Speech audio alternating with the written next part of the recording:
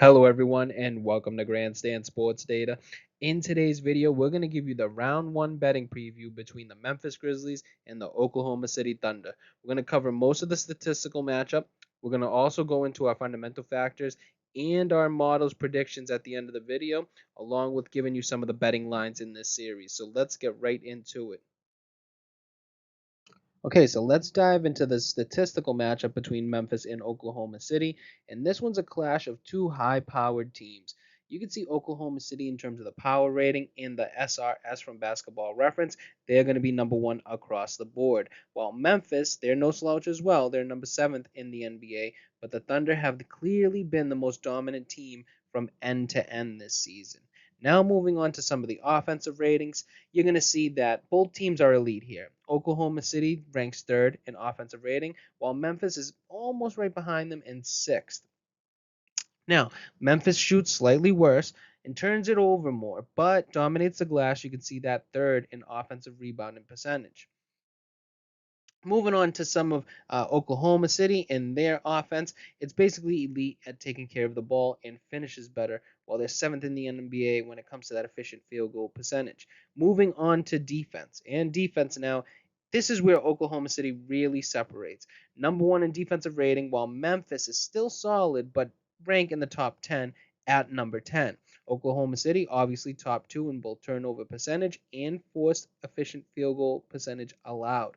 So meaning they pressure you and defend the ball clean. Memphis, they struggle at the line defensively, 25th in the NBA at sending their opponent to the free throw line, and that's the type of edge that adds up over a series. Now, the differentials. Oklahoma City, they're a plus 12.8 in net rating. That's a championship caliber profile or a championship caliber team. Memphis is at a plus 4.7, which is strong, but nowhere near as dominant. OKC also ranks top two in all three differential metrics, as you can see here. That's as clean as it gets. This team has been, just like we said earlier, from front to all the way to back, one of the most dangerous teams in the NBA. But Memphis is dangerous as well. They rebound well, they score efficiently, and have a top 10 defense. But OKC is elite on both ends with better ball security, better shot quality, and stronger differentials. This is the kind of profile that usually goes deep in playoff runs.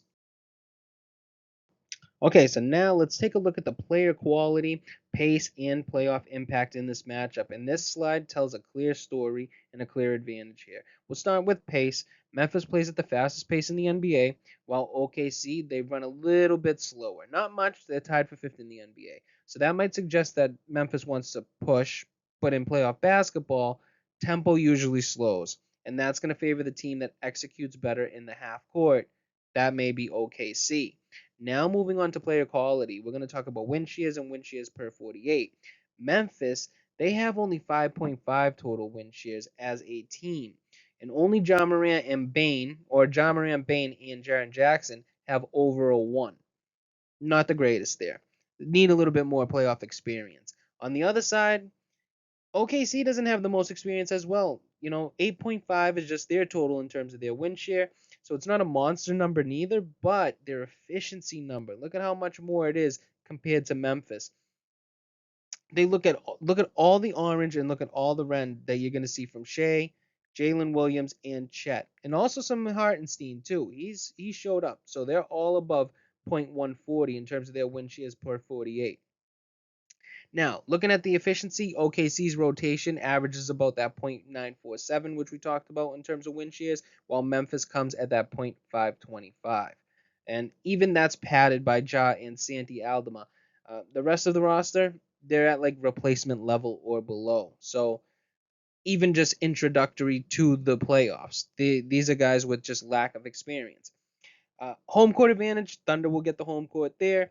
They've been lights out in their building this season. Memphis's high pace doesn't typically translate well on the road, and that could be a real factor over a 7-game series. So the takeaway from just the fundamentals is that Memphis does have some talent, but it's top heavy and inefficient. Oklahoma City, on the other hand, is deeper, more balanced, and built for postseason execution.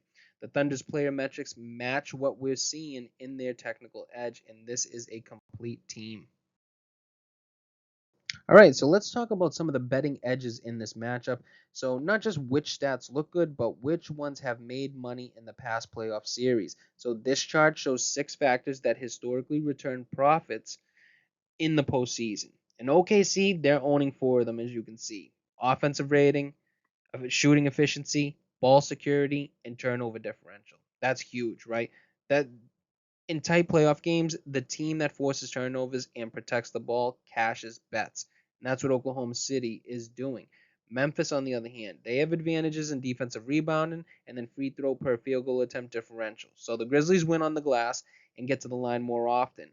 Both valuable in playoff style, grinded out games, so please note that, but they don't shoot as well and they give the ball away more. And historically, those weaknesses will cost you. The takeaway here is that this chart confirms what we've already been seeing, right? Oklahoma City profiles like a sharp playoff bet. They're efficient. They have low turnovers, high execution. That's great. Memphis has grit on the boards and can generate free throws, but those are often secondary edges in postseason success. So if you're back in OKC, this is one of those check every box matchups, and these historical factor returns reinforce that. Okay, so here's where things get really lopsided. It's going to be the spread performance over the full season. I'm going to take a look on the left side with Memphis, right? They went 40 and 42 against the spread, but more importantly, they were down $5.60 for every $1 bet. That would be, that would equate to a minus 6.8 return on your investment. You can see from that black trend line, it's going to tell the story. It's steady decline for most of the end of the year. There was no bounce back stretch, no profitable run. This team consistently underperformed market expectations. Now, on the right side, we're going to talk about Oklahoma City. They went 58 and 24 against the spread, which is absolutely elite, right? They profited about $27.78 for each $1 bet. That would have been good enough for a 35.1 return on your investment. So that's not just sharp, that is absolutely destroying the market. And then notice how smooth the profit curve is, right? Right here. It's not a hot streak. It's just sustained value and consistent market mispricing all the way throughout the end of the season. What is this going to tell us? Well, the books undervalued OKC all year, as you can see.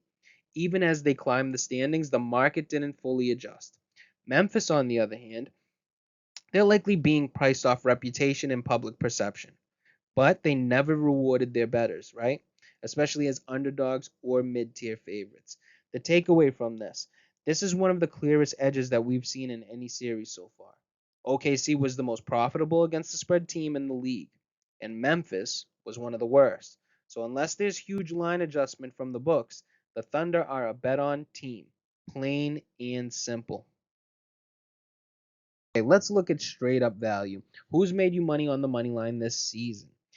Memphis on the left side, you're going to see they were 49 and 33 straight up, so solid on paper.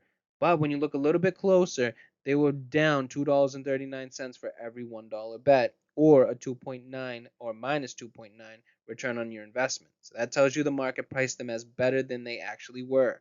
That black line, it never really climbs. You can see downward trajectory, just a slow fade downward.